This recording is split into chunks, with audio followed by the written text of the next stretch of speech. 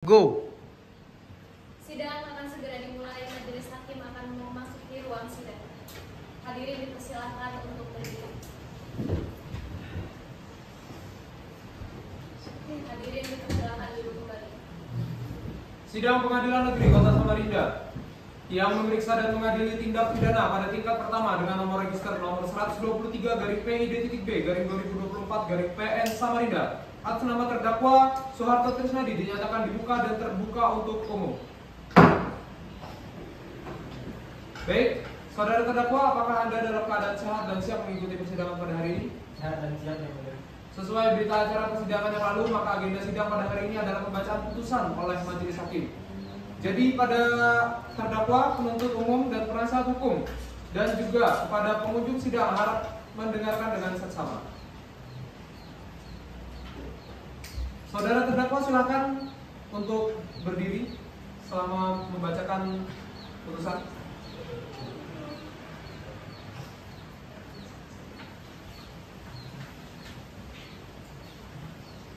Putusan dengan nomor 123/PID-B/2024/PN Samarinda demi keadilan berdasarkan ketuhanan yang Maha Esa, Pengadilan Negeri Samarinda yang memeriksa dan mengadili perkara secara biasa dalam pengadilan tingkat pertama dalam persidangan secara majelis telah menjatuhkan putusan sebagaimana dalam perkara terdakwa nama lengkap Soeharto Trisnadi, tempat tanggal lahir Samarinda 29 Mei 2000, umur 24, jenis kelamin laki-laki, kebangsaan Indonesia, alamat atau tempat tinggal Jalan Kiai Haji Harun Nafsi, RT 12, Kelurahan Rapat Dalam, Kecamatan Luajanan Hilir, agama Islam, pekerjaan mahasiswa. Terdakwa ditahan berdasarkan surat perintah nomor Pol titik 2 LP-313-K-I 2024 Samarinda Kota sejak 5 Juli 2024 sampai 4 Agustus 2024. Berdasarkan surat perintah nomor 5.7/2024 sejak 5 Juli 2024 sampai 4 Agustus 2024. Berdasarkan surat nomor 123/PID-B/2024/PN Samarinda sejak tanggal 5 Juli sampai dengan 4 Agustus 2024. Terdakwa dalam perkara ini didampingi oleh penasihat hukum yaitu Nabila Aulia SHMH. Setelah membaca A. Surat pelimpahan perkara acara pemeriksaan biasa beserta surat dakwaan penuntut umum. B. Surat penetapan Ketua Pengadilan Negeri dan Ketua Majelis Hakim. Setelah mendengar A. Pembacaan surat dakwaan oleh penuntut umum.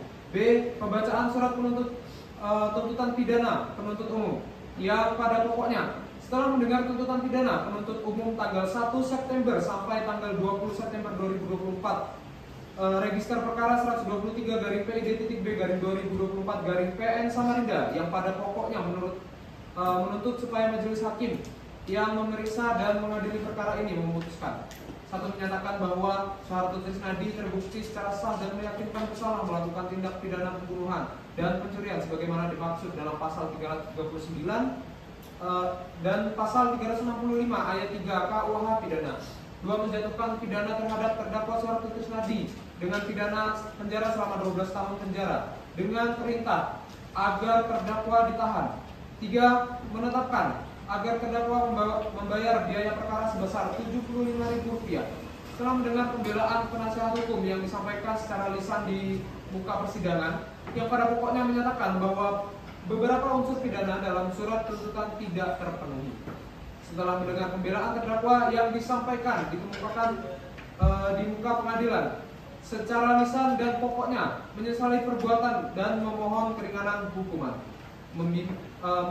menimbang bahwa dan atas pembelaan penasihat hukum dan terdakwa tersebut penuntut umum menyatakan tetap pada tuntutannya. Demikian juga terdakwa dan penasihat hukum tetap pada pembelaannya. Menimbang bahwa terdakwa diajukan ke persidangan dengan dakwaan penuntut umum sebagaimana terurai di bawah ini, bahwa terdakwa Soeharto Trisnadi Kamis 4 Juli pukul 2 Wita Jalan AWS Syahani nomor 5 RT 37 Kelurahan Gunung Kelua, Kota Samarinda, Kalimantan Timur melakukan dengan tindakan melawan hukum, melakukan tindakan pidana pencurian disertai pembunuhan. Perbuatan tersebut dilakukan oleh terdakwa dengan cara sebagai berikut: bahwa pada waktu dan tempat sebagaimana tersebut didakwa di atas terdakwa memasuki rumah korban dengan maksud melakukan pencurian barang milik korban, yaitu handphone. Bahwa terdakwa melancarkan aksinya. Pelaku membobol jendela kosan korban dan masuk secara diam-diam pada saat korban sedang tidur. Setelah pelaku mencari, akhirnya pelaku menemukan HP korban dan menyimpan di kantong celana. Akan tetapi saat hendak pergi tanpa sengaja, pelaku membangunkan korban. Karena panik, terdakwa tidak sengaja menusuk leher korban dan menyebabkan korban tewas. Bahwa setelah korban tewas sekitar jam 2 malam, pacar serta teman korban selaku saksi dengan tanpa sengaja memergoki pelaku yang sedang berusaha membangunkan korban yang telah terlukai lemah tak berdaya karena telah mendapatkan tusukan di bagian leher oleh si korban. Dengan sigap pacar korban meringkus pelaku dan sahabat korban menelpon pihak berwajib untuk melaporkan kejadian tersebut.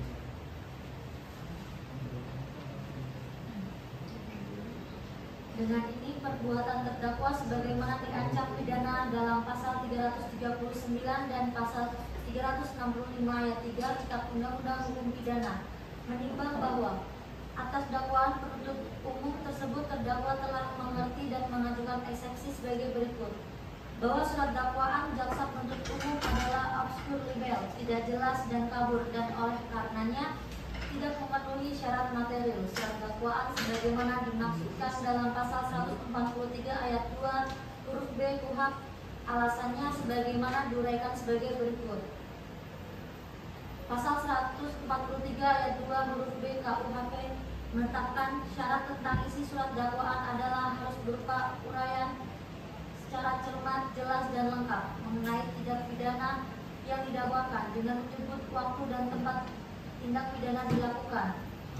Bahwa yang dimaksudkan dengan cermat, jelas, dan lengkap tidak saja menyebut seluruh unsur beserta dasar hukum atau pasal dari peraturan perundang-undangan pidana yang didakwakan, melainkan juga menyebutkan secara cermat, jelas, dan lengkap tentang unsur-unsur tindak pidana pasal yang didakwakan yang harus jelas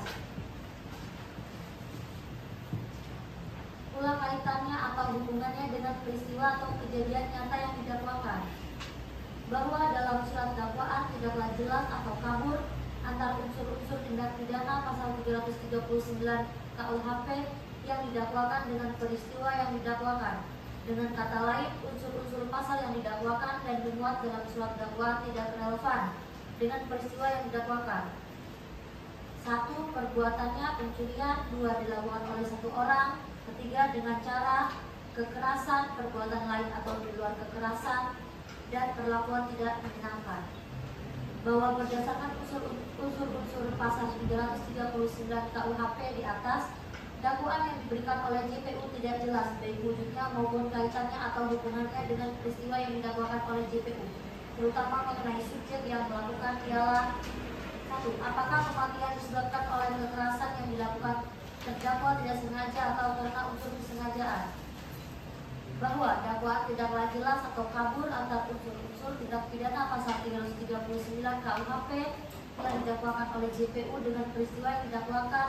Dengan kata lain, unsur-unsur pasal yang didakwakan dan dimuat dalam surat dakwaan tidak selaras dengan peristiwa yang didakwakan. 1. Perbuatan pencurian dan pembunuhan tidak sengaja. Yang kedua, bertujuan untuk pembelaan ini. Bahwa berdasarkan unsur-unsur pasal 339 KUHP di atas, dakwaan yang diberikan oleh JPU tidak jelas baik wujudnya maupun kaitannya atau hubungannya dengan peristiwa yang didakwakan oleh JPU, terutama mengenai tujuan perbuatan ialah 1. Apakah perbuatan dilakukan untuk mempermudah melepaskan diri, sedangkan berdasarkan fakta hasil BAP bahwa terdakwa tidak membawa senjata tajam apapun. Menimbang bahwa selanjutnya untuk membuktikan dakwaannya telah didengar pula keterangan saksi-saksi yang diajukan oleh penuntut umum yang memberikan keterangan di bawah sumpah menurut agama dan kepercayaan masing-masing yang pada pokoknya sebagai berikut. 1. Abdul Rahman Saleh di bawah sumpah menurut agama ialah menerangkan bahwa 1. Bahwa saksi adalah pacar korban. 2. Bahwa saksi datang ke kontrakan korban untuk merayakan ulang tahun. 3. Bahwa saksi melihat terdakwa sedang mengguncang tubuh korban yang mulai lemas. 4. 4. Bahwa saksi langsung mengamankan korban. Saksi kedua Ayatullah Humaydi di bawah Sumpah Menurut Agama Islam menerangkan bahwa 1. Bahwa saksi adalah sahabat korban. 2. Bahwa saksi mengetahui korban adalah anak yang baik dan pintar, bersosialisasi dan royal. 3. Bahwa saksi datang ke kontrakan korban untuk merayakan ulang tahun. 4. Bahwa saksi melihat terdakwa sedang memuncak korban yang terkulai lepas. 5. Bahwa saksi sedang melihat tusukan di bagian leher korban. 6. Bahwa saksi yang lihat berwajib untuk melaporkan terdakwa. Keterangan saksi-saksi yang diajukan oleh penasihat hukum juga memberikan keterangan di bawah ini sumpah menurut agama dan kepercayaan masing-masingnya kepada pokoknya sebagai berikut.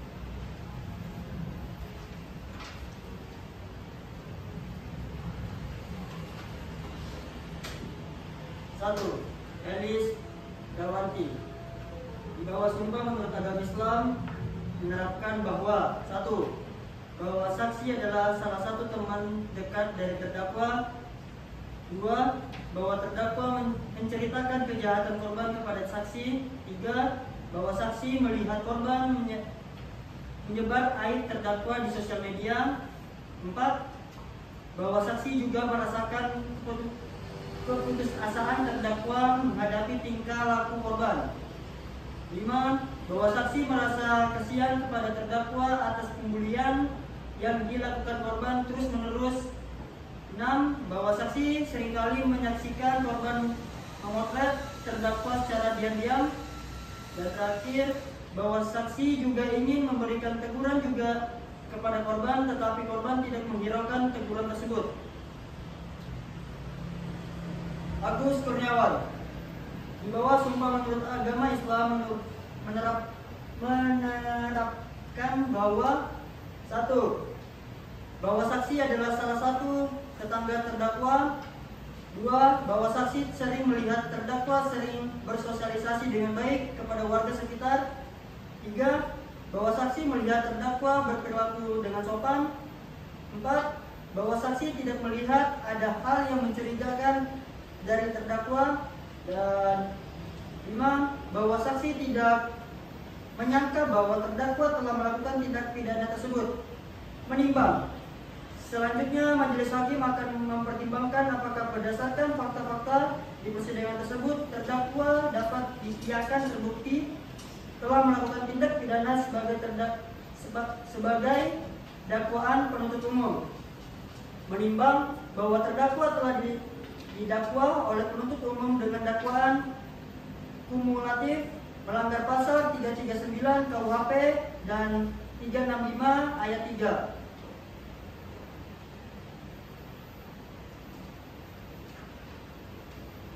Pasal 339 KUHP dengan unsur-unsur sebagai berikut: 1. Pembunuhan.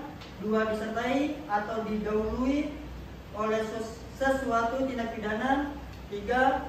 Bertujuan untuk mempermudah, melepaskan diri maupun hal lain di dalam hal tertangkap tangan, dan memastikan penguasaan terhadap barang yang diperoleh dengan cara melawan hukum.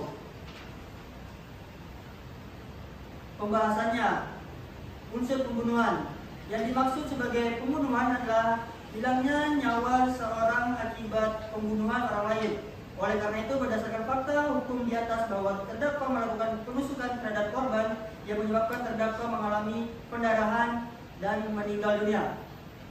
Unsur disertai atau didahului oleh tindakan pidana. Yang dimaksud dalam unsur disertai atau didahului oleh tindakan pidana adalah perbuatan pembunuhan didahului dengan pelanggaran tindak pidana yang terdapat di KUHP sesuai fakta hukum di atas bahwa terdakwa melakukan pembunuhan saat melakukan tindak pidana pencurian. Unsur bertujuan untuk mempermudah, melepas diri maupun hal lain yang tertangkap tangan dan memastikan penguasaan terhadap barang yang diperoleh dengan cara melawan hukum. Yang dimaksud bertujuan untuk mempermudah, melepaskan diri maupun hal lain dalam hal tertangkap tangan dan memastikan penguasaan terhadap barang yang diperoleh dengan cara melawan hukum. sesuai dengan fakta hukum bahwa telah dipaparkan sebelumnya terdakwa melakukan pembunuhan untuk melepaskan diri sekaligus penguasaan terhadap barang hasil curian.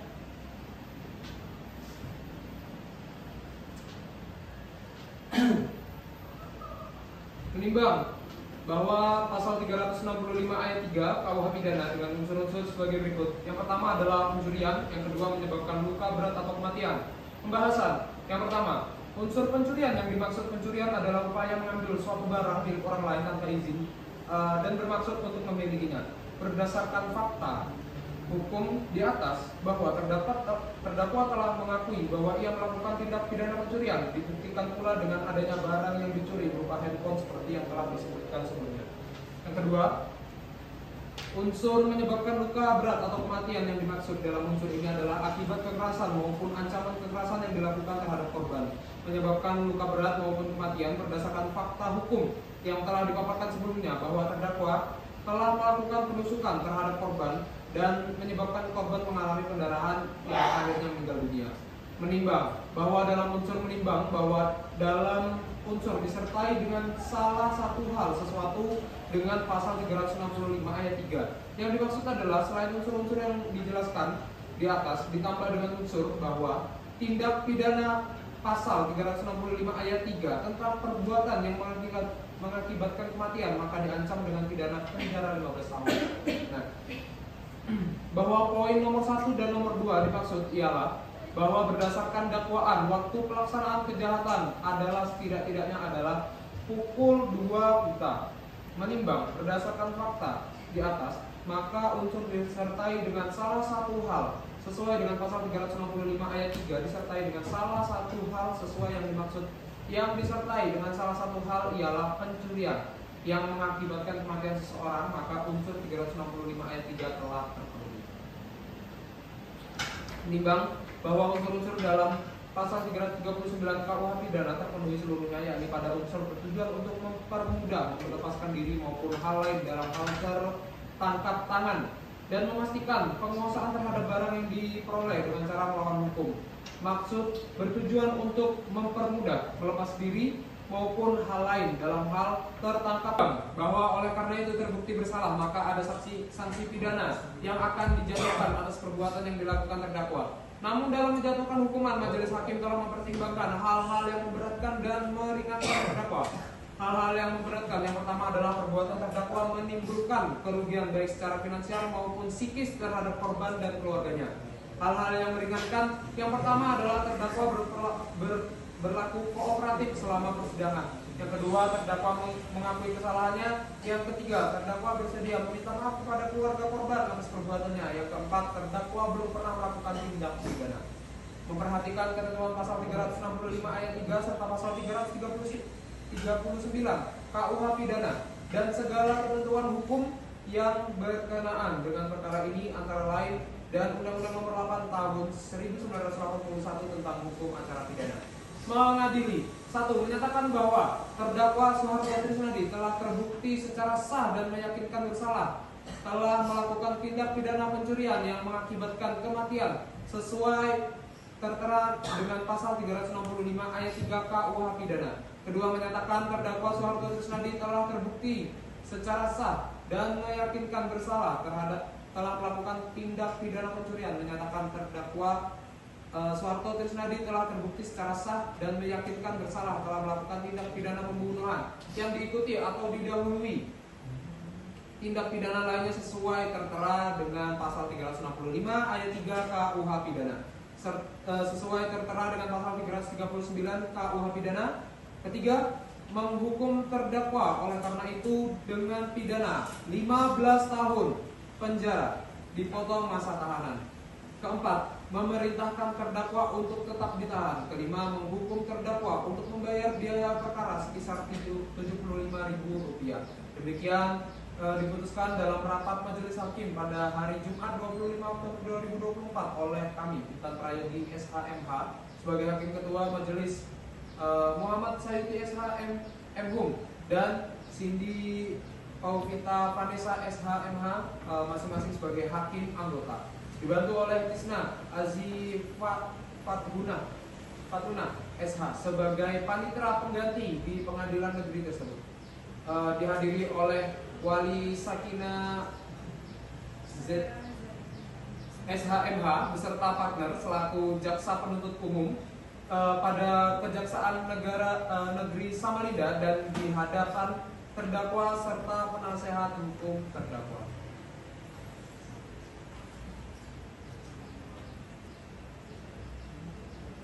Oke, saudara terdakwa silakan duduk kembali. Demikian diputuskan dalam rapat permusyawaratan Majelis Hakim Pengadilan Negeri Samarinda pada tanggal 17 November 2024 oleh kami. Terdakwa bagaimana? Apakah memiliki tanggapan dan apakah sudah mengerti atas putusan yang dibacakan? Mengerti yang mulia. Dan silakan kepada Majelis Hakim sebelumnya. Baik, tetapi sebelumnya saya berikan waktu apabila ingin berdiskusi terlebih dahulu dengan penasehat hukum ini.